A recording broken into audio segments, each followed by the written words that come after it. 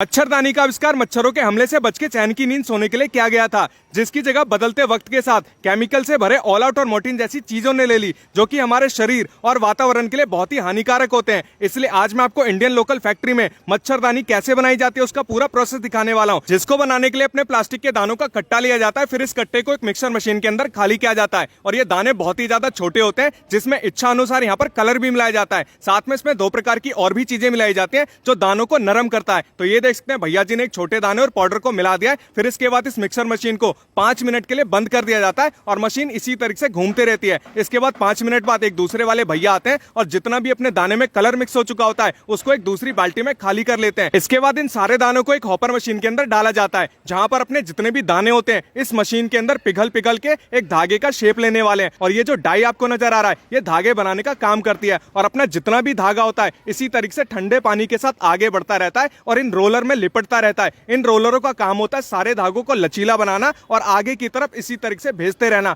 तो ये देख सकते हैं इसी तरीके से लगातार ये प्रोसेस घूमता रहता है और अपने सारे धागों को नरम करते रहते हैं। इसके बाद अपना जितना भी बना हुआ धागा होता है इसको और लचीला और नरम बनाने के लिए गर्म पानी से लगातार इसी तरीके से गुजारा जाता है। तो ये देख सकते हैं इसी तरीके से ये प्रोसेस चलता रहता है और लगातार इन बड़े बड़े ड्रम साइज के रोलरों पे घूमता रहता है। इसके बाद इसकी थिकनेस को एक भैया जी चेक करते हैं, यानी जिस हिसाब की मोटाई होनी चाहिए, जिस हिसाब की अपनी मच्छरदानी बनेगी उसी हिसाब से यहाँ पर इसकी थिकनेस को चेक किया जाता है। जब अपना धागा पूरी तरीके से मच्छरदानी बनाने के लिए तैयार हो जाता है तो इसी तरीके से इसको आगे भेजा जाता है और इसको छोटे छोटे रोलरों पे इसी तरीके से लपेटा जाता है। तो ये देख सकते हैं इस तरीके से कम 20 से 25 रोलर यहाँ पर तैयार किए जाते हैं और जब रोलर बनके तैयार हो जाता है फिर इसको अलग मशीन में लगाया जाता है और इसको अलग अलग बड़े बड़े रोलरों में यहाँ पर लपेटा जाएगा। अब आप देख सकते हैं यहाँ पर धागे के बड़े बड़े रील बनके तैयार हो चुके हैं। अब इनको बड़ी बड़ी मशीनों में लगाया जाएगा और जिस तरीके से कपड़े की बुनाई की जाती है सेम उसी प्रकार से मच्छरदानी की नेट की यहाँ पर बुनाई की जाएगी, जिसका प्रोसेस आप देख सकते हैं जो कि देखने में बहुत ही बढ़िया लग रहा था। तो अब आप देख सकते हैं यहाँ पर हमारा मच्छरदानी वाला जो नेट है लगभग बनके तैयार हो चुका है। फिर इसको बड़े बड़े बंडलों में इस तरीके से लपेट के रखा जाएगा, फिर आगे भेजा जाएगा जहां पर इसके छोटे छोटे बंडल बनाए जाएंगे। और ये जितना भी अब काम होने वाला है वो सब लेडीजों के द्वारा किया जाएगा और हाथों से किया जाएगा, क्योंकि तमिलनाडु में जितना भी काम होता है वो भैया लेडीजों के द्वारा किया जाता है और ये लेडीज अपने काम में बहुत ही ज्यादा हार्ड वर्किंग होती है।